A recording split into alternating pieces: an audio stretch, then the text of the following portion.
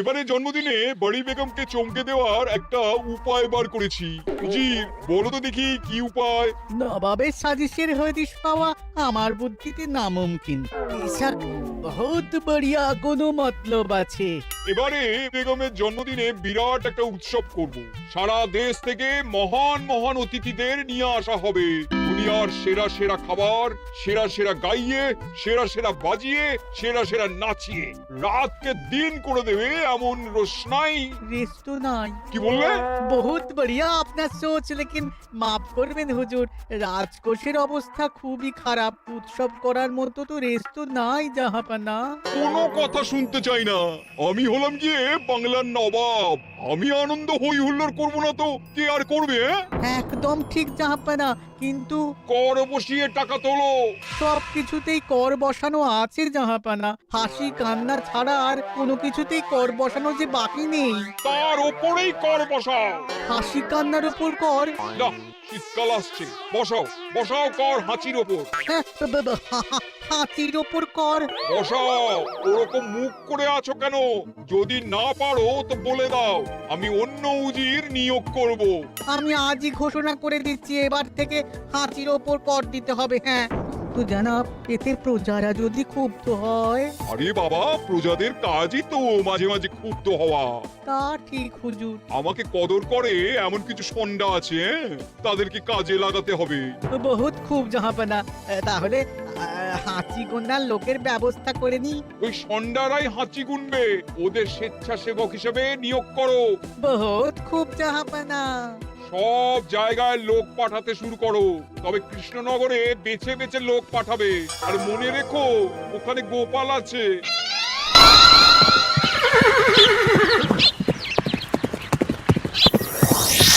সব জায়গায় কর আদায়কারী পাঠিয়ে দেওয়া হয়েছে জাহাপানা। আপনার কথা মতো তাদের বলে দেওয়া হয়েছে যে আদায় হওয়া করের 10% তাদের বেতন হিসেবে দেওয়া হবে। সুতরাং কর আদায়ে কোনো ঢিলেমি হবে না। বহুত আচ্ছা, বহুত আচ্ছা।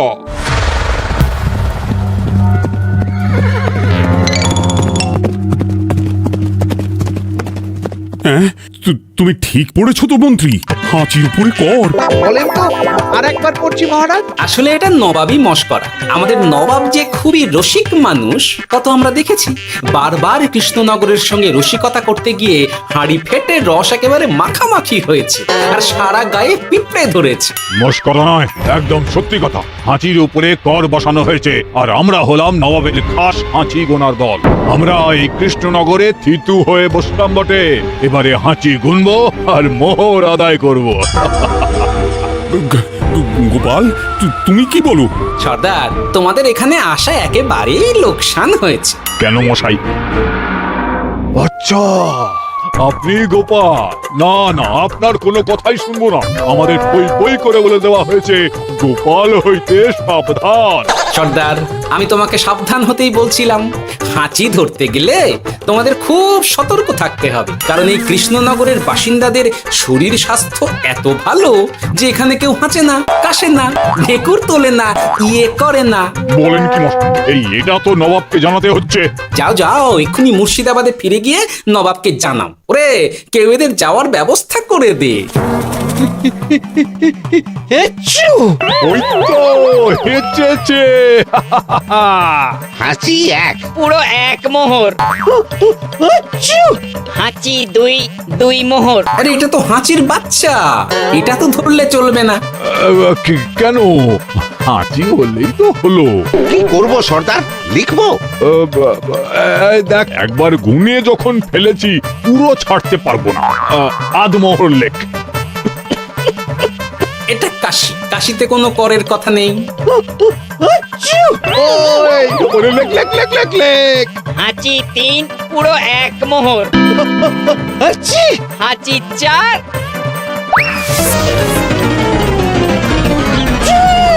হাঁচি 5, লেখো। হাঁচি ছয়,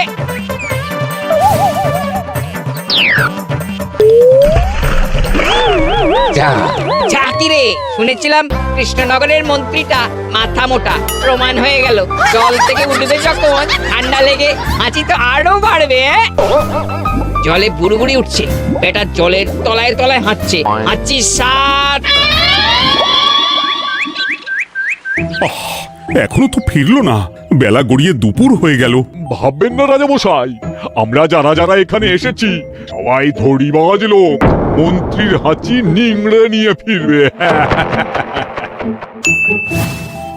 ছি ছি ছি ছি ছি ছি ছি ছি ছি। কি হলো গোপাল? আমরা কৃষ্ণনগরের প্রবাদ প্রতিম আতিথেয়তার অসম্মান করেছি মহারাজ। কেন, কিভাবে, কখন?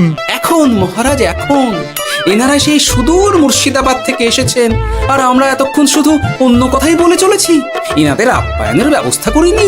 তাই তো। মহারাজ আপনি ব্যস্ত হবেন না। এই কে আছো? শোনো, এদের রাজ অতিথিশালাতে থাকার বিশেষ ব্যবস্থা করো। এদের খাবার যাবে মহারাজের পাকশাল থেকে। এদের সব সুবিধে অসুবিধে দেখার জন্য দাস দাসী নিযুক্ত থাকবে। এই চলো হে চলো। আরে দাঁড়াও সর্দার, হ্যাঁ বলুন। তোমাদের তো আবার গোপালের কথা শোনা বারণ। আমার ব্যবস্থায় বোধহয় তোমরা থাকবে না। বাদ দিন তো, আসলে ভয় ছিল আপনার বুদ্ধিকে, আর ভয় নেই। কেমন আগু পিছু বিচার না করেই বলে ফেললেন এখানে কেউ হাঁচে না। বুঝে গেছি, আসলে গোপাল হলো গল্প। এই চলো হে চলো, ও বড্ড খিদে পেয়েছে। প্রহরী, এই সর্দারের দলের বাকি লোকগুলো এলে এদেরকেও অতিথিশালায় নিয়ে যেও। হ্যাঁ আচ্ছা। এ কি গোপাল, এই রক্তচোষাগুলোর জন্য তুমি রাজনিবাস আর রাজভোগের ব্যবস্থা করে দিলে? গোপাল কার পক্ষে মহারাজ? এতক্ষণ গোপালের সব কাজ তো কৃষ্ণনগরের বিপক্ষে গেল। বটেই তো, আমি মনে মনে গণনা করে দেখলাম গোপালের শুল যোগ শুরু হয়েছে। আগামী 1 যুগ ধরে গোপাল যেখানে থাকবে সেখানে রাহুর প্রকোপে দুঃখ দারিদ্র মহামারী একসঙ্গে এসে ধরা পড়বে। মহারাজ, গোপাল কখনো কৃষ্ণনগরের খারাপ ভাবেনি। সে যখন ওই রক্তচোষাদের রাজভোগে রাখার ব্যবস্থা করেছে, তখন বুঝতে হবে এর মধ্যে একটা ঘোরতর পেঁচ আছে। গোপালই তাহলে বলুক কি পেঁচ। মহারাজ, মানুষ বিলাসের সুযোগ পেলে কাজ ভুলে বিলাসেই ডুবে থাকে। কত সম্রাট মহাসম্রাট বিলাসিতায় ডুবে কত সাম্রাজ্য মহাসাম্রাজ্য ভেঙে টুকরো করেছে। এরা তো নবাবের পাঠানো কিছু মূর্খ বালক মাত্র মহারাজ। এদের রাজভোগে ডুবিয়ে দিলে হাঁচির কথা কি এদের মনে থাকবে?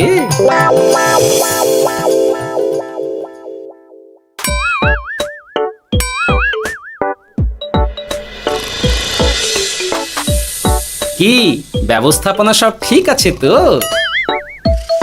হ্যাঁ হ্যাঁ, খাসা ব্যবস্থা হয়েছে। আপনারা আমাদের অতিথি বলে কথা, আরাম করুন।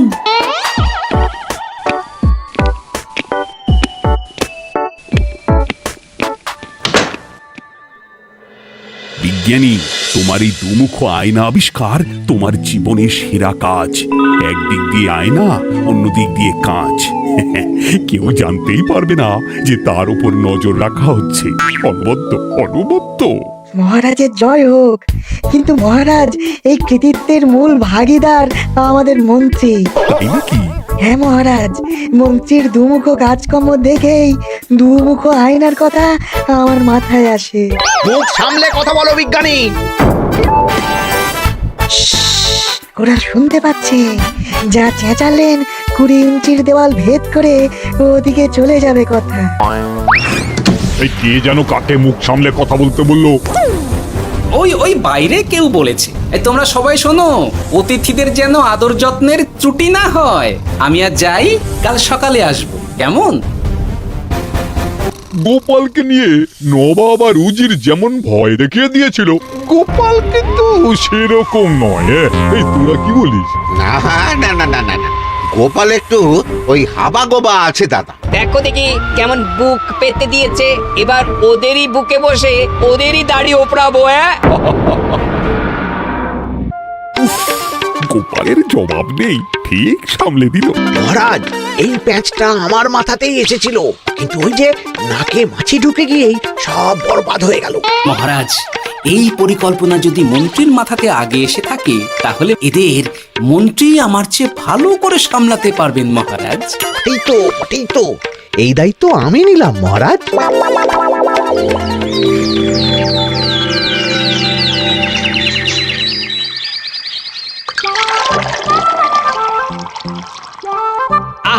সকালে ঘুম থেকে উঠে এই রকম বেলের পানা যেন স্বর্গের অমৃত।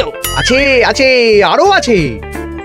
পানীয়, খাদ্য, আরাম, আয়েস যত চাও তত পাবে। এ কি আপনি গোপাল কোথায়? মহারাজ বিবেচনা করে দেখেছেন যে মহামান্য অতিথিদের পরিচর্যার ভার গোপালের মতো একজন ভাঁড়ের পক্ষে বহন করা সম্ভব নয়, তাই এই দায়িত্ব আমাকে দেওয়া হয়েছে। কিন্তু কোনো কিন্তু নেই সর্দার, আমি যে খানা পিনা নাচা গানা আমোদ আহ্লাদের ব্যবস্থা করেছি দেখে তুমি চমকে যাবে। দেখা নয় বিজ্ঞানী, এবার শুধু কাজের সময়। কাল মন্ত্রীর উপর ওদের ভার ছেড়ে দিয়ে কৃষ্ণনগরের যে সর্বনাশটি করেছো, কোনো কাজ করে আর সেটিকে সামলানো যাবে না। হ্যাঁ, আহা, তোমার দেখছি মন্ত্রীর উপরে একটুও আস্থা নেই। ঠিক কি প্যাচ করছো বলো তো? প্যাচের কথা পরে হবে, তোমাকে যত তাড়াতাড়ি সম্ভব হাঁচির ওষুধ আবিষ্কার করতে হবে। হাঁচির ওষুধ? হ্যাঁ, হাঁচির ওষুধ। ওভাবে দেখছো কি বন্ধু? তোমাদের কাজের সব দায়িত্ব এখন আমার কাঁধে। তোমরা আমোদ করবে আর আমি কর আদায় করে তোমার হাতে এনে তুলে দেব। সর্দার, এর মধ্যে একটা চাল আছে মনে হচ্ছে। সত্যি আর আমি বুঝিনি। এখন কি করবে?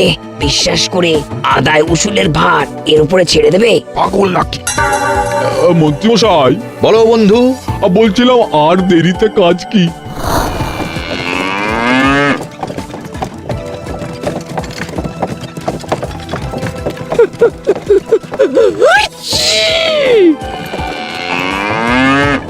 মন্ত্রী, লেখো হাঁচি এক। ওহে, তোমার নাম কি? মন্তেশ্বর হুজুরি আগে। লিখুন মন্ত্রীমশাই, নাম লিখুন। ওহে মন্তেশ্বর, হাঁচি কর, এক মোহর ছাড়ো দেখিনি।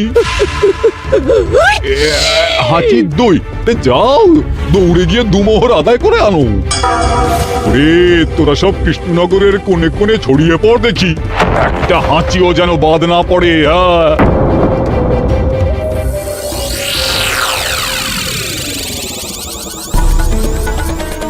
এটা হুজুরে আলাক বর্ধমান, খাম্বাত এবং কৃষ্ণনগর থেকে। চমৎকার চমৎকার, তাহলে গোপাল কিছু করতে পারেনি। আমাদের যুব শক্তি কৃষ্ণনগরকে পুরো নিংড়ে নিয়ে আসছে। মহারাজ কৃষ্ণচন্দ্রের একটা আবেদন আছে জানাব। এই হাঁচি করের 30% যদি ওই রাজ্যকে দেওয়া যায় তাহলে আদায় উসুল আরো ভালো হবে। ওরা বলেছে যে আপনি যদি 30% দেন তাহলে কর আদায় একেবারে জান লড়িয়ে দেবে। মঞ্জুর মঞ্জুর। আর একটা আর্জি আছে হুজুর, কৃষ্ণচন্দ্র কদিন বাদে নবাবকে কৃষ্ণনগরে আমন্ত্রণ জানিয়েছে। কেন? কৃষ্ণনগরে নবাব এবং তার উন্নয়ন উপলক্ষে এক মহোৎসব হবে। সেই সঙ্গে শহরে থাকা ইংরেজদের কাছেও নবাবের সৈন্য বলের এবং নবাব ও কৃষ্ণনগরের মধ্যে পারস্পরিক ভ্রাতৃত্বের সম্পর্কের বার্তাও পৌঁছে দেয়া যাবে। নবাবের অধীনস্থ রাজারা নবাবের শত্রু, এই রকম একটা ধারণা থেকে ইংরেজরা ইদানিং বেপরোয়া হয়ে উঠেছে, তাতে লাগাম উঠবে। বহুত খুব, মঞ্জুর মঞ্জুর মঞ্জুর।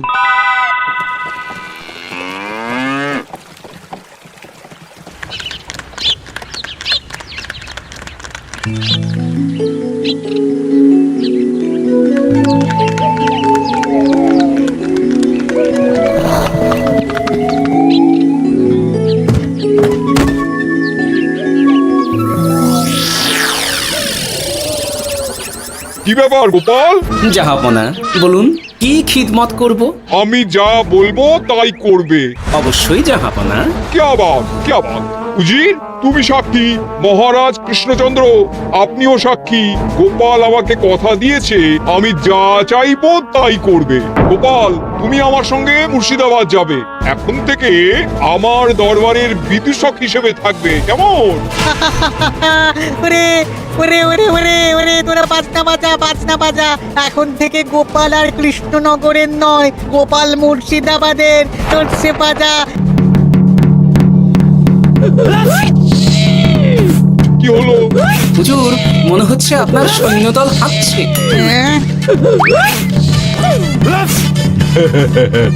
হুজুর, হাঁচিকরের বন্যা সব সৈন্য 10-12টা করে হেঁচে ফেলেছে, মানে প্রচুর মোহর হয়ে গেছে আর বাড়ছে বাড়ছে। আমার হাঁচি গোনার দল একটা হাঁচিও বাদ দেবে না। মোহর রাখার জন্য নতুন পোশাকখানা বানাতে হবে হুজুর। সর্দার, আমাদের হাঁচিগুলো কি খুলবো? হ্যাঁ, নিশ্চয়ই। একটা হাঁচিও যেন বাদ না পড়ে। চলুন হুজুর, আমরা এখানে দাঁড়িয়ে থেকে আর কি করব? ওরা হাঁচুক আর হাঁচি গুনুক। চলুন নবাব বাহাদুর, আপনার জন্য কৃষ্ণনগরের রাজাদিত্য অপেক্ষা করছে। হুজুর, আমার মনে হয় আমাদের কৃষ্ণনগরে এখন আর দেরি করা উচিত হবে না। আমরা সোজা শহরের দিকে রওনা হয়ে যাই। শহরের ইংরেজদের শিক্ষা দিয়ে ফেরার পথে আমরা কৃষ্ণনগরে আতিথ্য গ্রহণ করব। সে কি মহারাজ, নবাবের মতো কর্তব্যপরায়ণ ইনসানকে তার কর্তব্য পালনে বাধা দেবেন না। আমরা ওনার শহর থেকে ফেরার অপেক্ষায় থাকবো। ঠিক ঠিক, আমার এক্ষুনি শহরে যাওয়ার দরকার।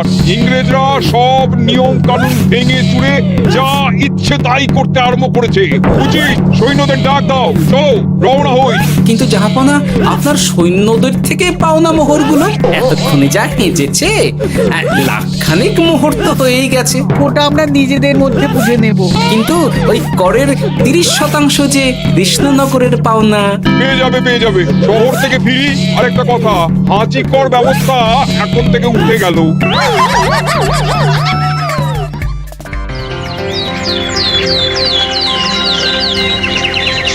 মহারাজ, কিভাবে গোপাল ভাঁড় মহাশয় নবাবের উন্মাদের মতো জারি করা ওই হাঁচিকর থেকে আমাদের সকলকে রক্ষা করেছেন তা আমরা সকলেই জানি। সমাজের তরফ থেকে তাই গোপালকে সামান্য উপহার। ওহ গোপাল, সত্যি তোমার জবাব নেই। কিছুই হতো না যদি না বিজ্ঞানী ওই হাঁচি চূর্ণ আবিষ্কার করত। এই উপহারের অর্ধেক কিন্তু বিজ্ঞানী।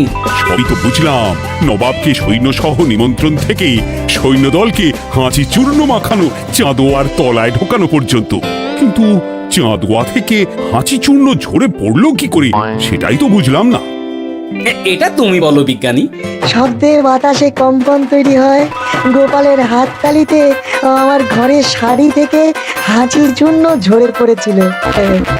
এখানে চাঁদোয়া থেকে ঝরে পড়েছিল বাজনার শব্দে। কি ব্যাপার বিজ্ঞানী, তুমি এখন ছেলে খেলা করছো? হাঁচির ওষুধ হয়ে গেছে। হয়ে গেছে? মূল উপাদান তামাক, গোলমরিচ আর আলকুশির গুঁড়ো। কাজ হবে? হাততালি দাও। কাজ হলো। ব্যাপারটা কি হলো? ওই শাড়িটাতে হাঁচি চূর্ণ মাখানো আছে। তোমার হাততালির শব্দের কম্পনে ঝরে ঝরে পড়েছে। একবার নাকের কাছে এলে পিঁপড়ের থেকে পিশাচ হাঁচতেই হবে। হাঁচতে হবেই হবে। নবাব যদি বাজনা বাজাতে না বলতো। আমাদের বাজনদাররা তৈরি ছিল মহারাজ। যাক, সবই ভালোই ভালোই মিটে গেল। যার শেষ ভালো তার সব ভালো। ব্যাস, এখন শুধু একটাই কাজ বাকি। নবাবের কাছ থেকে পরে 30% বাবদ পাওনা মোহর মুর্শিদাবাদে গিয়ে নবাবের কাছ থেকে তুমি নিয়ে আসবে। আচ্ছা মহারাজ।